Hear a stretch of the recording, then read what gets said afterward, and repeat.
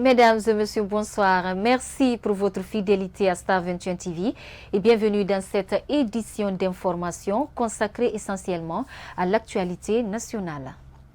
Dans l'actualité de ce soir, la coalition guinéenne pour la Cour pénale internationale, à l'instar des autres coalitions mondiales, a célébré les 22 ans de la création de la Cour pénale internationale ce vendredi 17 juillet 2020 à Conakry.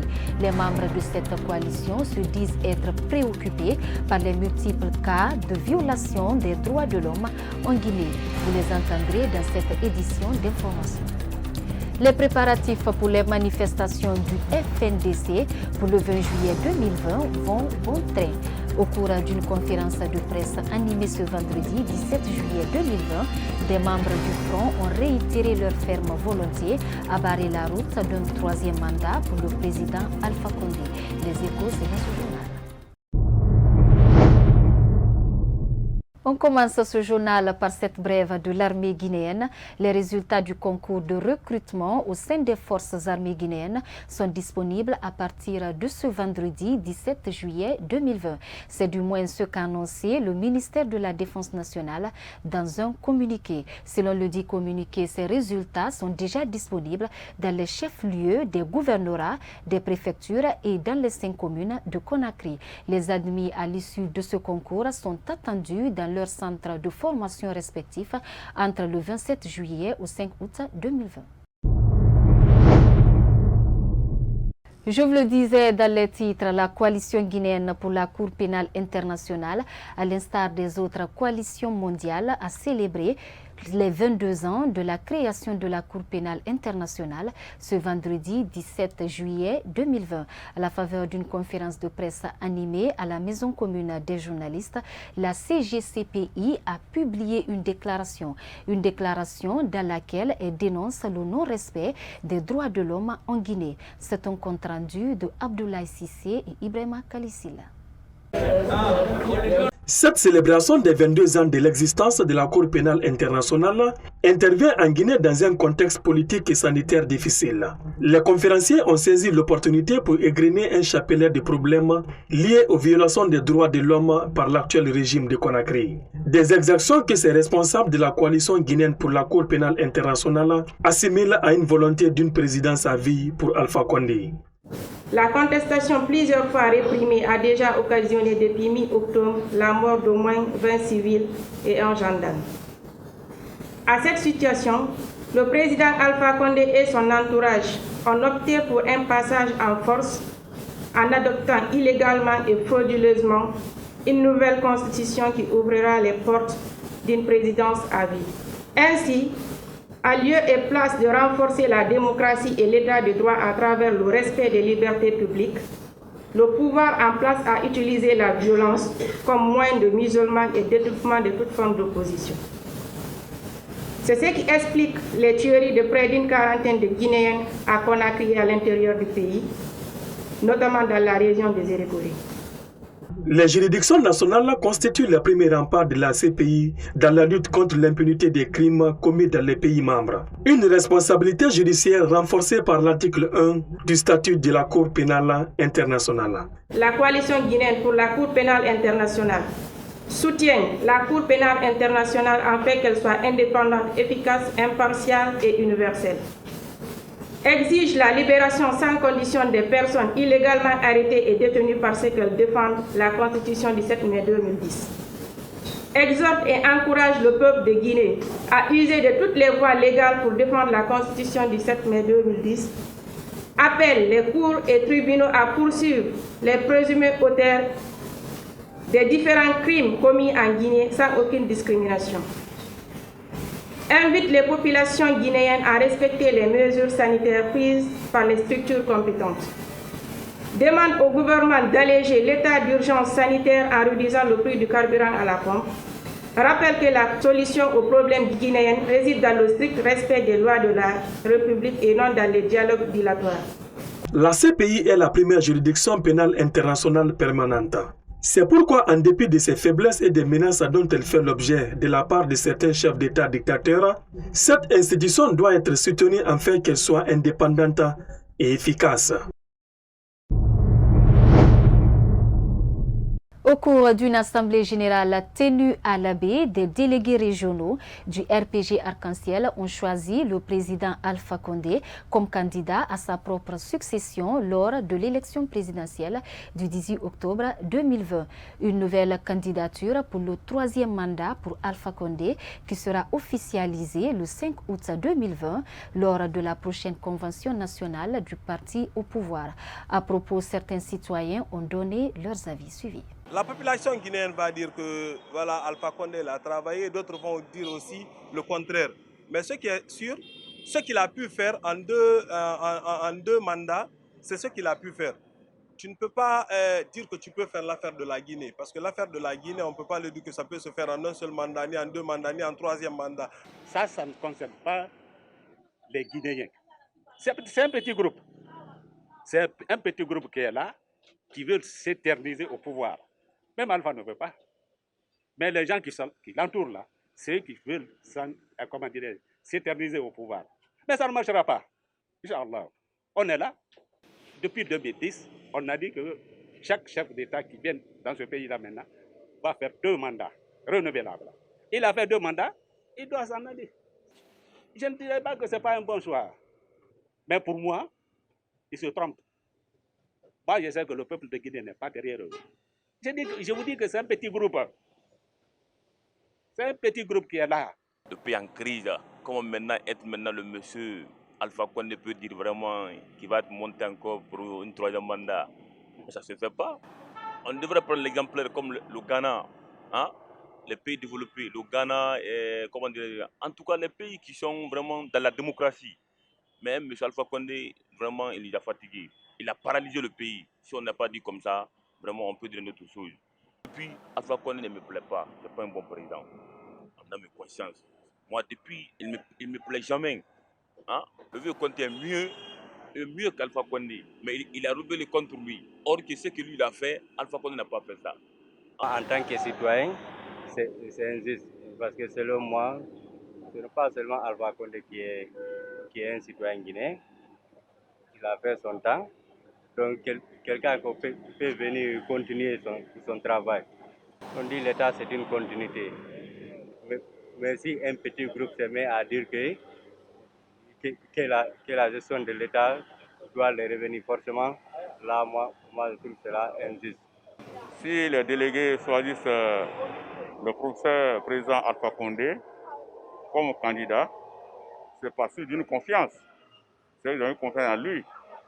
Sinon, ils n'allaient pas le choisir. Et quand on parle de confiance, on parle aussi de la politique de la personne. Nous aussi, on dit qu'Alpha, 3e mandat ou bien 4e mandat, le mandat qu'on a voté pour lui, j'ai voté ou je ne votais pas, le mandat qu'on a donné, 2 mandats, quand ça termine à 0h, 1h du matin, nous allons descendre dans la rue. Et puis le discours du président de la République Alpha Condé sur les mesures additionnelles du plan de riposte contre la Covid-19 est diversement apprécié par des citoyens de Conakry. C'est dans ce reportage de Kadia Toubari et Ibrahima Païkama. Ces nouvelles mesures concernent la réouverture partielle des frontières aériennes et le couvre-feu qui passe de 0h à 4h du matin. Des nouvelles mesures saluées par certains citoyens de Conakry. On salue les actes posés, le fait de diminuer un peu le couvre-feu la nuit, d'ouvrir les frontières, c'est des actes importants. Surtout la population attendait aussi qu'on fasse un effort par rapport au transport. C'est un acte très, très salutaire, malheureusement qui n'est pas venu. C'est bien d'ouvrir les frontières parce que c'est avec ça que nous allons nouer des relations avec les autres.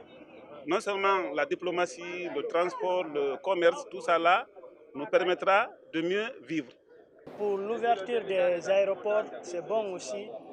Si il dit ça, c'est parce que les médecins ont pris leur disposition pour ça. Il a déclaré que c'est bon pour nous aussi. Bon, moi je lance un appel à tout le monde de respecter ce que le président vient de dire. Les lieux de culte restent toujours fermés. Une décision que ne comprennent pas d'autres citoyens. Les Guinéens pensaient qu'il allait parler d'abord de réouverture de tous les lieux cultes du pays. ainsi que le transport et la diminution du carburant. C'est ce que les Guinéens attendaient de lui. Quand on dit ouverture des aéroports, alors qu'on sait la maladie est rentrée à Guinée par l'aéroport et non par les frontières terrestres. Ce qui a les Guinéens de l'étranger, des frontières terrestres attendaient, on n'a pas dit en prolongeant le couvre-feu jusqu'à 0 heure. Je crois que les Guinéens, à l'heure actuelle, ne vivent que du jour au jour. À partir de 20h, 21h, il n'y a plus de personnes sur la route. Donc, couvre-feu là, ça ne concerne presque ni les Guinéens. Moi, ce que je veux dire aux imams, c'est d'aller voir le président, lui demander d'ouvrir les mosquées et les églises. C'est ce qui est plus important aujourd'hui. Et lui dire le transport coûte cher aux Guinéens. Vraiment, nous, les élèves guinéens et la population entière, on n'est pas vraiment contents à travers sa déclaration. Voilà, imaginez maintenant, combien de fois nous souffrons aujourd'hui, sous la pluie là. On sort sur la pluie, on part à l'école, et encore le transport est très cher. Est-ce que s'il avait une responsabilité pour la population, est-ce qu'il n'allait pas au moins diminuer le prix des transports, pour nous au moins les élèves? Ou bien il amène leur biche, pour nous envoyer à l'école. Mais ils ne font pas ça. Les dernières statistiques fournies par l'ANSS font état de 45 114 personnes testées, 6 276 cas positifs, 4 981 guéris et 38 cas de décès. Dans son adresse à la nation, le président Alpha Condé demande aux élus locaux de s'impliquer dans la lutte contre la Covid-19 en Guinée. Un message que le maire de la commune de Matoto apprécie à sa juste valeur. Suivi. Le message du président de la République hier était un message clair où il a interpellé tous les élus locaux de s'impliquer dans la mesure où la pandémie est devenue communautaire. Il est de notre devoir en tant que les élus locaux de faire en sorte que nos démembrements puissent s'impliquer. Et comme vous le savez, depuis l'annonce pour la première fois du président à travers cette maladie, l'autorité communale de Matoto ne s'est pas assis bras croisés.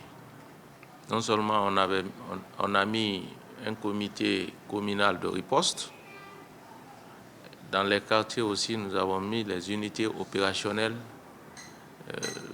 de riposte, composées non seulement des acteurs sociaux politiques, les chefs de quartier, les associations, les jeunes leaders, les chefs secteurs, les religieux et la société civile. Donc, c'est toutes ces personnes qui composent l'unité opérationnelle à la base. Donc, les dons que nous avons reçus, ces dons-là sont donnés à ces unités opérationnelles afin que chacun, d'où qu'il soit, puisse sensibiliser les citoyens pour le respect des mesures barrières. C'est ce qui nous a aidés avec la DCS pour identifier et agir efficacement pour réduire le taux de contamination dans notre quartier, dans nos quartiers. Donc le message du président, nous l'avons saisi et je pense que ça a été l'objectif de cette rencontre avec les présidentes des femmes afin que chacun dans son quartier puisse véhiculer le message pour le respect de tout ce qui a été dit par le président de la République.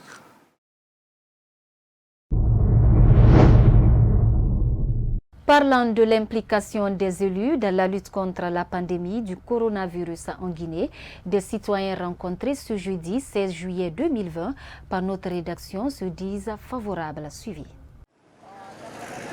Bon, discours bienvenue, mais ça a retardé. Normalement, il fallait impliquer les élus locaux dès le départ. C'est-à-dire, depuis le mois de mars, il fallait mettre les élus locaux, les ONG, pour sensibiliser les personnes autour de pandémie mondiale. La décentralisation, les élus locaux sont normalement premiers responsables. Parce qu'un élu local, c'est quelqu'un qui est proche du peuple, du bas peuple. Quand je dis les personnes lambda. Et bien avant aujourd'hui, il y avait des mesures, si vous avez remarqué, bien avant même l'état d'urgence ne soit décrété en Guinée, le maire de Matoto avait décidé à ce que personne n'accède dans la cour de la commune s'il n'a pas de bavette. Et dans ça, on n'a jamais manqué la sensibilisation, la communauté. Mais le fait que le président de la République a renforcé encore les élus locaux dans leur position, ça ne fait que saluer. Et là, vraiment, nous, les citoyens, on se mettra à la disposition de nos responsables à la base. Parce qu'il faut la citoyenneté aussi. Il faut respecter ta citoyenneté. C'est une maladie ou une pandémie qui fait des ravages dans le monde entier. La Guinée et les Guinéens doivent s'y mettre pour vraiment éradiquer cette pandémie. Je vous le disais également dans les titres, les préparatifs pour les manifestations du FNDC vont bon train. Au cours d'une conférence de presse animée ce vendredi 17 juillet 2020, des responsables des structures du FNDC à la base ont réitéré leur ferme opposition à un troisième mandat pour le président Alpha Condé. C'est un reportage de Jeannette Akou-Agbodré et Sayoun Kamara. Au cours de cette conférence de presse, des responsables à la base du FNDC ont affiché leur ferme volonté d'empêcher le président Alpha Condé de briguer un troisième mandat. Pour réussir ce pari, les conférenciers demandent à tous ses partisans de sortir manifester le lundi 20 juillet 2020. La jeunesse citoyenne lance son appel à tous ses membres et sympathisants d'être solidaires à la marche du lundi 20 juillet 2020. Nous demandons aux citoyens de manifester comme suit.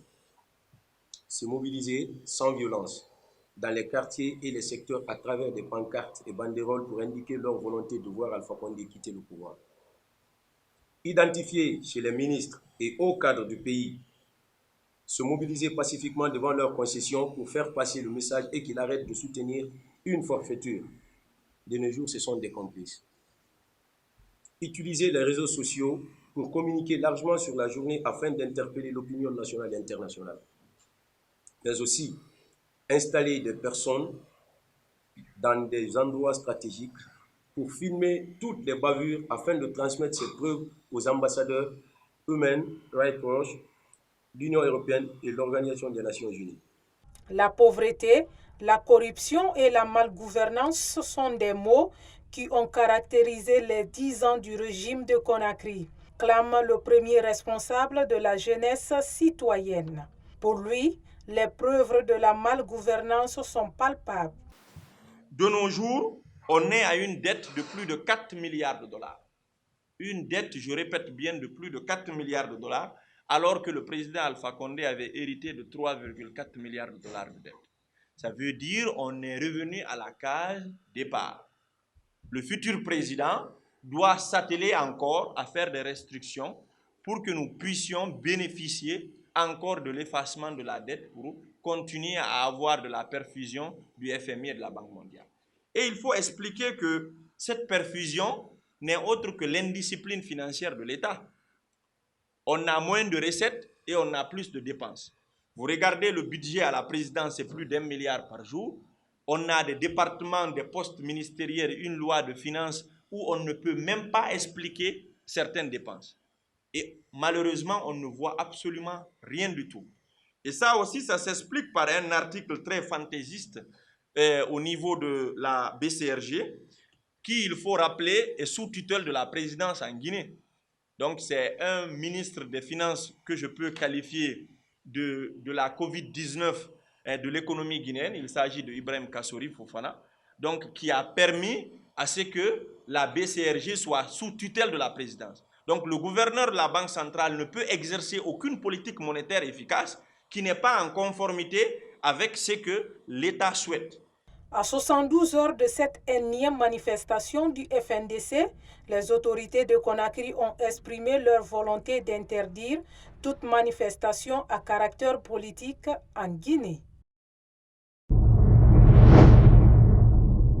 L'albinisme est-il une fatalité en Guinée? En tout cas, nombreux sont des enfants albinos qui sont utilisés dans la mendicité par plusieurs familles à Conakry. Ces enfants défilent pendant les heures de pointe entre des véhicules au risque et péril de leur vie pour réclamer des gestes de charité aux usagers.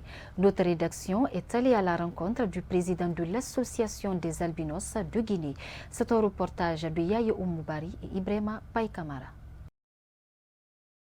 Ces enfants albinos passent au quotidien à mendier le long des artères publiques, une pratique au risque et péril des mineurs albinos. Et pourtant, ces enfants devraient se retrouver à l'école, comme le soutient ce responsable de la Fondation pour le secours et l'intégration sociale des albinos. De manière générale, la situation des albinos n'est pas satisfaisante. Et moi, personnellement, si je fais un inventaire du nombre d'albinos qui vivent en Guinée par rapport au nombre qui avaient réussi à apprendre quelque chose, on trouve un grand écart. Et la plupart de ces albinos, déjà à l'enfance, sont abandonnés par les parents. Et ils font ce qu'il ne faut pas parce qu'ils sont dans les rues. Une fois qu'ils deviennent maintenant adultes, ils deviennent des récalcitrants. Et la plupart meurent avant l'âge. Parce qu'on ne dit pas qu'il y a un âge auquel on doit mourir. Mais quand on meurt avec souffrance, ça, on dirait que l'intéressé est décédé très tôt. Donc, ils vivent une situation qui n'est pas du tout satisfaisante. Socialement, ce n'est pas acceptable. Toute la lutte que nous menons, c'est amener les parents de se rendre premiers responsables. Parce que l'État ne peut pas prendre ton enfant à charge pendant que tu es vivant. Il faudrait que toi-même, tu sois le premier responsable. Donc, toute campagne de sensibilisation que nous faisons depuis 2018, avec l'appui de OSIVA, cette ONG américaine, c'est pour amener, n'est-ce pas, d'abord les parents se rendre premiers responsables. Si maintenant les institutions étatiques doivent intervenir, c'est à travers cela. Poursuit, Dr Morlai Kamara interpelle les autorités face à leur responsabilité de protéger les enfants albinos.